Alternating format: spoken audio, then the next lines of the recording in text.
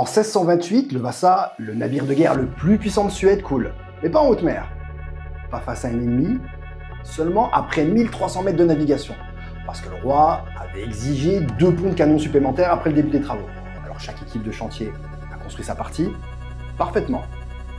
Et personne n'a vérifié l'équilibre du tout. Le navire était trop lourd en haut et s'est retourné dans le port devant des milliers de spectateurs. Eh bien, votre comité de direction, c'est le Vasa. DAF, DRH, production, qualité, supply chain, vous avez assemblé les meilleurs spécialistes, mais vous n'avez pas construit une équipe. Beaucoup de dirigeants pensent que c'est un problème de communication, de cohésion ou de personne.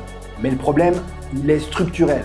Et tant que vous le traitez comme un problème de personne, vous soignez le symptôme et vous laissez la maladie progresser. Je suis Daniel Hakim, sociologue et facilitateur. Dans cette vidéo, je vais vous montrer pourquoi votre comité de direction ne décide de rien, pourquoi ce n'est pas un problème de personne.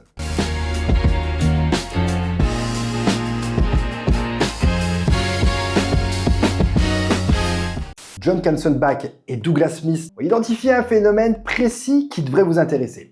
Ils appellent ça la pseudo-équipe. En gros, une pseudo-équipe, c'est un groupe de personnes compétentes, qui se coordonnent, qui partagent des informations, qui se tiennent au courant, mais qui ne se rendent pas collectivement responsables des résultats communs. Ça vous parle? Chacun rend compte de son périmètre, personne ne rend compte du tout. Et là, la pseudo-équipe, elle a une caractéristique troublante. Elle peut donner l'illusion de fonctionner, parce que les réunions ont lieu, parce que les décisions sont prises, enfin, en apparence. Mais la performance collective, elle est inférieure à la somme des performances individuelles. Bon, voilà le mécanisme. Quand chacun optimise sa partie du système, en fait, personne n'optimise le système dans son ensemble. Et un comité de direction où chaque directeur défend d'abord son budget, son équipe, ses indicateurs, c'est pas une équipe de direction, c'est une fédération de territoire. Mais ils ne nous ôteront jamais notre liberté! Quand j'interviens dans un CODIR, je vois rarement des gens incompétents, loin de là. Mais ce que je vois, ce sont des dirigeants qui travaillent énormément sans travailler ensemble. Tiens, tenez par exemple, un directeur financier qui bloque un investissement qui aurait sauvé la supply chain 6 mois plus tard, parce que son indicateur à lui, c'est le cash. Bon, il a raison dans son périmètre, mais collectivement, il se plante, parce que là, l'entreprise freine. Et après, ça se propage en cascade. Vous avez des arbitrages plus lents, des priorités plus floues, des tensions entre fonctions, et puis des décisions qui vont être contournées sur le terrain. Oui, parce que finalement, les équipes, elles ne font que reproduire ce qui se passe plus haut au sommet. Parce que si le CODIR fonctionne en silo, vos équipes, elles fonctionneront en silo.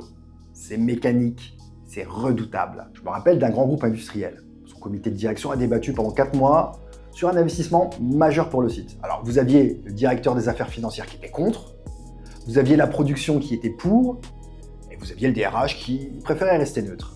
Et pendant ce temps-là, vous aviez un concurrent qui prenait le même type de décision en 3 semaines. Alors, pas parce qu'ils étaient plus intelligents, mais parce que le comité avait un critère de décision commun. Est-ce que ça sert l'objectif collectif? Et puis l'autre, il n'en avait pas. Chacun négociait sa propre règle, chacun travaillait pour son propre périmètre. Et puis là, le débat, il était insoluble, faute de cadre commun. Bon, voilà comment je vous propose de voir les choses.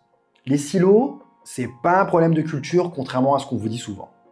C'est pas non plus une histoire de gens qui ne veulent pas coopérer. Non, les silos, en fait, c'est une conséquence logique d'un comité de direction qui fonctionne comme une fédération de territoire. Et là, si vous changez la structure de responsabilité collective, les silos vont se dissoudre. Et traitez-les comme un problème de culture, et là, vous allez passer 10 ans en séminaire d'équipe sans résultat, croyez-moi. Donc une seule question, et attention, elle pique un peu. Si un membre de votre comité de direction atteint tous ses objectifs individuels pour son périmètre, mais que l'entreprise échoue, est-ce qu'il est performant? Si cette question vous dérange, c'est bon signe. J'ai préparé un diagnostic gratuit, et en moins de 3 minutes, vous pouvez évaluer si votre comité de direction décide vraiment ensemble, ou s'il se contente de coordonner des silos métiers. Le lien est en description.